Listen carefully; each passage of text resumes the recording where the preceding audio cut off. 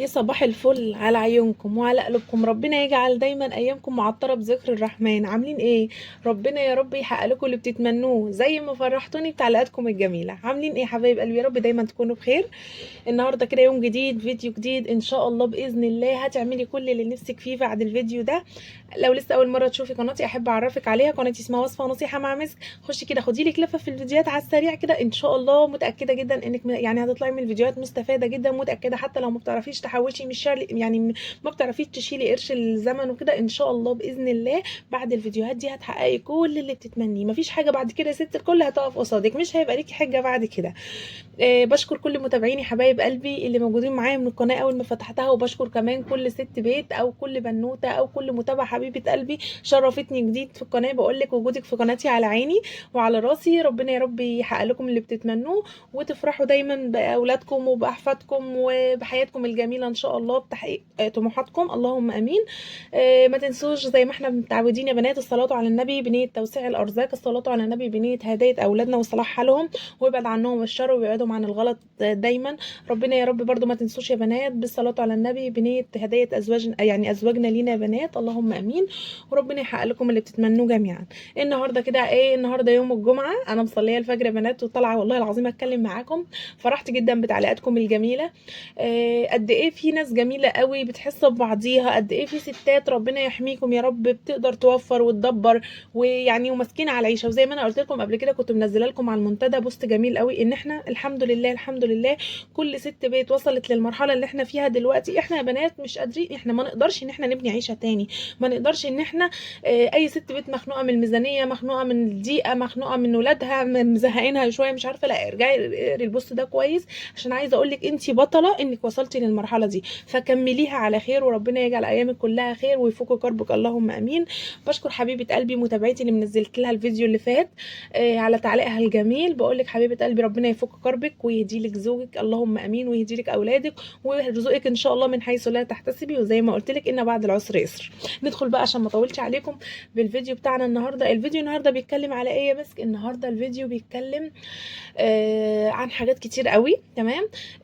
ازاي ان انا ابني نفسي، ازاي اعمل لنفسي يعني قرش خاص بيا، ازاي ان انا من ولا شيء ان شاء الله ابقى حاجه كبيره قوي في كل حاجه بقى. مش في حاجه كبيره بس في حياتي، مع تربيتي مع اولادي او مع زوجي، لا انا حاجه كبيره ان شاء الله في المجتمع كله. ايه ده يا مسك انت جايه تتكلمي كلام كبير؟ لا صدقوني هنبدأها مع بعضينا خطوة بخطوة ومرحلة بمرحلة لحد ما تحققي هدفك. النهاردة كمان صحيح يا بنات معلش نسيت، بشكر كل متابعاتي القمر اللي ردوا على اختنا حبيبتنا اللي انا منزله لها الفيديو اللي فات. بقول لكم ربنا يجازيكم يعني كل خير في كل كلمة كتبتوها. ربنا يا رب يعني ما يجعلكمش تتحوجوا لحد ابدا. ويعني عايزه اقول لكم افكاركم تحفه يا بنات، والله العظيم افكاركم، انا بقيت اقرا افكاركم وبقيت اضحك وفرحانه فرحانه جدا ان احنا ستات بيوت يعني الحمد لله قد المسؤوليه. كل متابعه كتبت وردت عليها كل كده حرف وكل حاجه تساعدها في كربها وتساعدها في محنتها. بشكرك جدا حبيبه قلبي، ربنا يجعله في ميزان حسناتك، اللهم امين.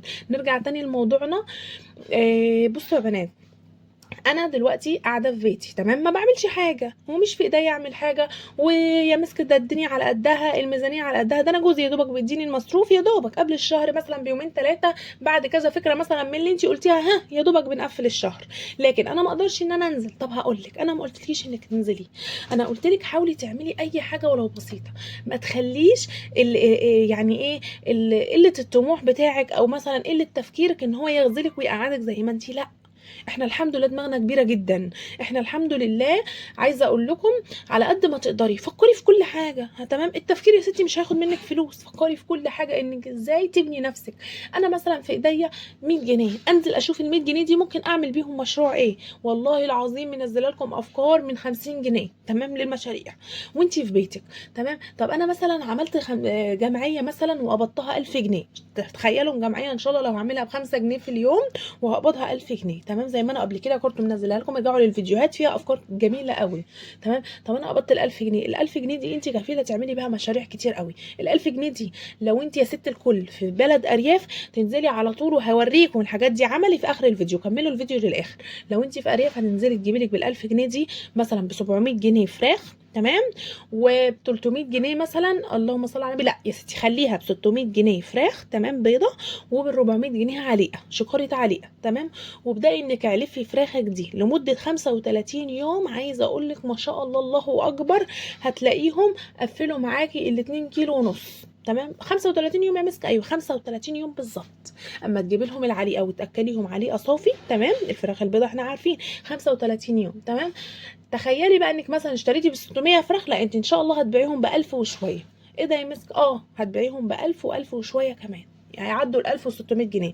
تخيلي ان انت كل مثلا انت قاعده في بيتك ما بتعمليش حاجه ومش في ايديا حاجه ان انا اشتغل، ان انت ممكن في خلال 35 يوم مثلا تكسبي لك في حدود 500 600 جنيه. ايه المانع؟ ما واحده تيجي تقول لك هم 500 جنيه بيعملوا حاجه؟ مش احسن من ان انت قاعده وما بتدخليش حتى 100 جنيه؟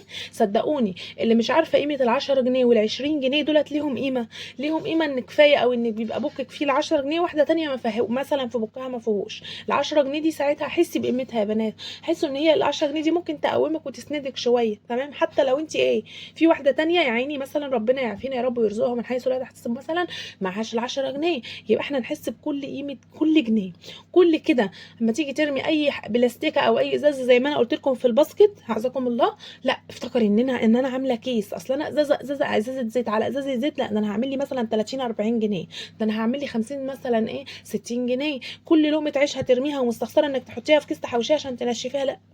افتكري ان انت ساعات بتقعي في محنه ان انت بتبقي محتاجه لل 50 جنيه دي مثلا لاي ظرف ومعكيش تمام. افتكروا كل يعني محنه انتوا وقعتوا فيها تمام. دي اول حاجه. وكانت الفراخ، فراخ ايه؟ طب انا بص عايزه اقول لك كمان حاجه. تخيلي ان انت مثلا لو قاعده في شقه، حتى لو في مدينه تمام مش في ارياف، ان انت ممكن تعملي صندره كده صغيره تمام، او بوكس صغير كده في البلكونه، وتعملي فيه مشروع الفراخ البيضاء. كل 35 يوم يدخل لك مثلا في حدود 500 600 جنيه مكسب. دي اول حاجه. تاني حاجه، انتي في قريه، انتي في مدينه ومش عارفه ان انا اعمل حاجه ومعايا 1000 جنيه، انزلي اشتري بيها اكسسوارات، انزلي اشتري بيها توك، حاجات بسيطه كده. هو عرفي جيرانك وحبايبك واحنا داخلين على العيد. ربنا يا رب يفرح قلوبكم ويجعله يعني ايه، يجي عليكم بالبركه اللهم امين، والخير والسعاده تمام. حاولي انك تعملي اي مشروع، ما تقفيش، فكري، خلي دماغك دي. بصي خشي الفيديوهات اللي قبل كده وهتلاقيه، بصي بدل فكره المشروع 100 مشروع واعملي تمام. ايه يعني ما نجحتش في ده هنجح في اللي بعديه، ما نجحتش في ده هنجح في اللي بعديه. ولو الحمد لله وربنا وفقني من اول مره تمام، والحمد لله. افكار جميله وكلنا واثقين من الافكار دي، وان شاء الله كلنا ننجح تمام. اهم حاجه السعي، اهم حاجه السعي يا بنات تمام. ضغطوا لايك ولا لسه؟ انا نسيت اقول لكم اضغطوا لايك، اضغطوا لايك لو لسه ما ضغطتوش. لو لسه بتتفرجي يعني على الفيديو اول مره وتعرفي قناتي اول مره، شرفيني كده ونوريني بحضورك معانا وتتنضمي يعني لعيلتنا الجميله وعيلتنا الجميله تكبر بيكي. اشتركي في القناه، اضغطي على زر الاشتراك اسفل الفيديو تمام. يلا يا بنات نرجع لموضوعنا تمام. مثلا مفيش مانع ان انا افتح فكره، يعني افكار مثلا في كل مكان في كل مجال تمام. انا مثلا لو جبت فراخ وربيتها هيطلع لي مثلا في خلال 35 يوم من الفراخ دي 500 جنيه.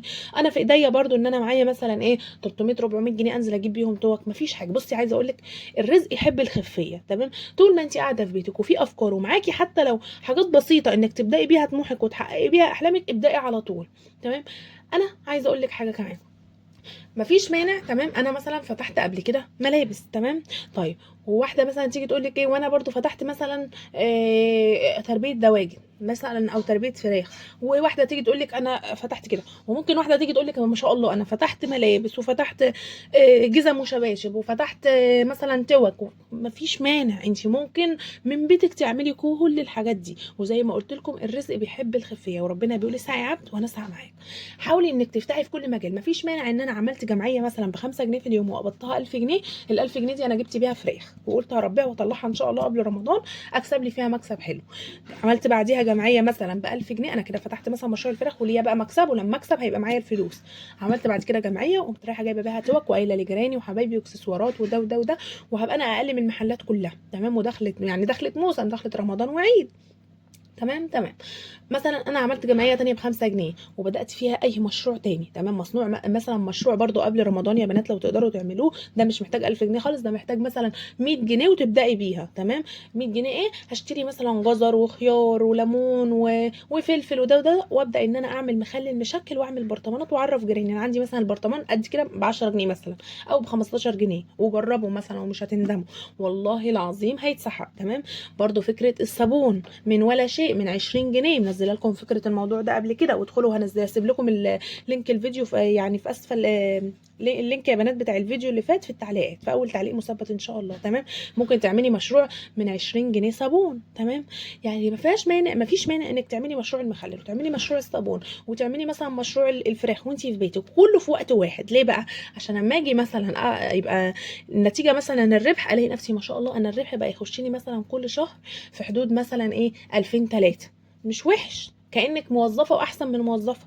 يا ستي بلاش كل ده، وانا ماليش في وجع الدماغ ده كله. افتحي لي قناه على اليوتيوب، اعملي، اسعي، اجتهدي وصدقيني من ولا شيء. وما تستقليش بنفسك، ده انت عندك قوه وطاقه واراده مش عند حد، بالذات الستات المصريه. بس انك تحطي رجلك على اول الموضوع. تمام. تعالوا كده معايا هوريكم كذا يعني حاجتين كده صورتهم لكم على السريع، وان شاء الله باذن الله بعد كده هعمل لكم كل حاجه عملي. اول حاجه يا بنات، موضوع الفراخ اللي انا وريتها لكم قبل كده بقى لهم بالظبط عندي شهر. الفيديو قبل كده من شهر، وافتحي الفيديو كنت لسه جايباهم 10 فراخ بيض وكذا فرخه كده فيومي وكذا بطه. وتعالوا كده معايا وشوفوا. وبصوا كمان يا قلب اختك انت وهي، حاجات بسيطه جدا. يعني انا بوريكم الحاجات دي، يعني حاجات يعني ما بتبقاش عايزه تكلفه كتير يا بنات، من قلب بيتك انت ممكن تعمليها. بصوا دول كانوا 10 فراخ بيض، وانا وريتهم لكم لما جبتهم قبل كده. ما شاء الله بقى لهم عندي كام يوم؟ بقى لهم عندي 35 يوم بالظبط.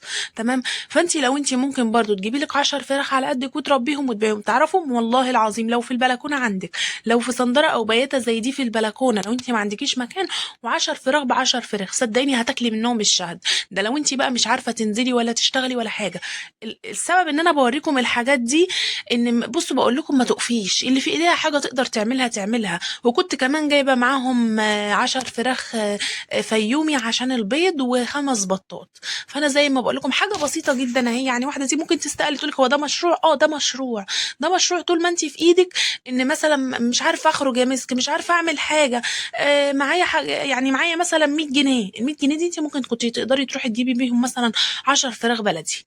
ممكن تجيبي بيهم يا ستي 7 فراخ مثلا او 8 فراخ فيومي. تمام. هينفعوكي لو قعدوا عندك شهر. الفراخ الفيومي دي يا بنات عمرها شهر، لو بعتيها هيبقى الطقطقين دلوقتي في الشهر ده. فدي الفكره، دي الفكره يا بنات. ممكن برضو تجيبي لك 5 بطات على قدك وتربيهم لما يكملوا لحم، ودي هتبقى حلوه قوي قبل رمضان. وكل الناس قبل رمضان بتشتري بط وفراخ ولحمه. تمام.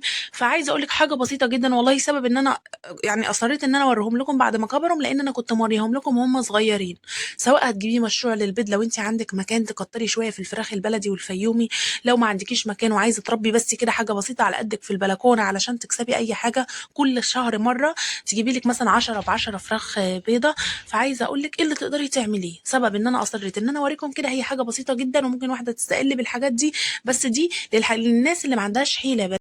تاني حاجه يا بنات بقى، الموضوع بتاع مثلا ان انا ممكن اوفر من اي حاجه، ان انا ممكن اعمل اي حاجه في دماغي، ان انا ممكن ما احرمش ولادي. حتى لو واحده مثلا انا في مقدريتي ان انا اجيب ربع كيلو لحمه في الشهر، وواحده تانية في مقدريتها تجيب كيلو، تعالي بقى ام ربع كيلو واقل من ربع كيلو 200 جرام دول، تعالي هتعملي بيهم وليمه. تمام. وقايله لكم افكار كتير قوي، وان شاء الله باذن الله الفكره دي هتعجبكم. بصوا يا بنات، ده ايه دي؟ يا دوبك يعني حته ليا صغيره جدا او دهن كلاوي اللي عندك. انا عشان كده بقول لك دي حاجه اساسيه. حتى لو انت متعوده تجيبي اللحمه المفرومه يعني مش جزاري وكده، هاتيها عادي يا ستي متلجه، وخلي عندك اللي هي او الدهن الكلاوي ده بيغير طعم الحاجه. بصوا هو طبق صغير خالص 200 جرام. بصوا بقى، حطيت عليه كمية من البصل، الفلفل، شوية خضرة. تمام. بصوا ده فلفل اهو، وشوية خضرة، وطماطمتين 3 4 فصوص توم، بس هو ده.